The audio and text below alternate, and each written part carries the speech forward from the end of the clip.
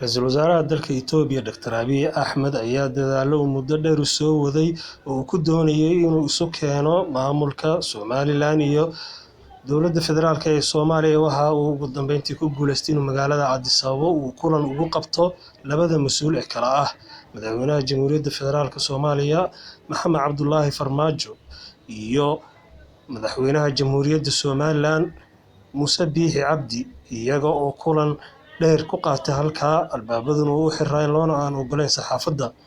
Ayaa waxaa la sheegay inay halkaasi ka soo baxeen waxyaabo miro dhal ah oo ay dadka Soomaalida aad ugu riyaaqeen. Haddaba labadan mas'uul oo muddada dheer kulanka ku yeeshay magaalada Addis Ababa ayaa waxaa isu keenidoodii aad uga shaqeeyay muddo badanna ku howlanaa Ra'iisul Wasaaraha dalka Itoobiya Dr. Abiy Ahmed oo isagoo ku caanbaxay nabadeynta gobolka isagoo sanadii hore ku qaatay biladda Nobel Peace Prize. Guud ahaan nabadeyntii uu ka shaqeeyay gobolka. Muuse Biixi Cabdi iyo madaxweyne Maxamed Cabdullaahi Farmaajo ayaa markii ay kulankaasi dhameysteen waxa uu madaxweyne Farmaajo raaligelin ka bixiyay dowladdii kacaanka dhibtay ee u geysatay waqooyi, isagoo oo lagu waday inuu halkaas ka dego.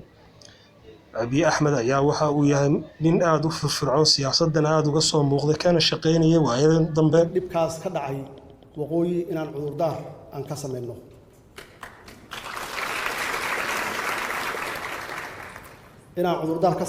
inaan raaligelin ka sameeyno dadkaas waalaheena ah. intii dhimatay iyo intii dhaawacantay aan raahno taariikh xun bay ahayd wixii dhacay. waxaan soo marnay runtii wixii halkaas ka dhacayna wixii ka dambeeyay koonfur oo waqooyi ku duusha ma ahayn, wax qabiil ku salaysan ma ahayn. Haddaba daawadayaal, gudoomiyaha golaha guurtida ayaa ku gacan saaray raaligelinta uu bixiyay Farmaajo iyo inuu Farmaajo yimaado gudaha Somaliland. aan wada socono war ilaysan kula saamoodeen ma teeyagu waxa weeye waar ku soo dhaweyn mayno أحمد محمد بن أبي أحمد نوحا لنا ورنا دي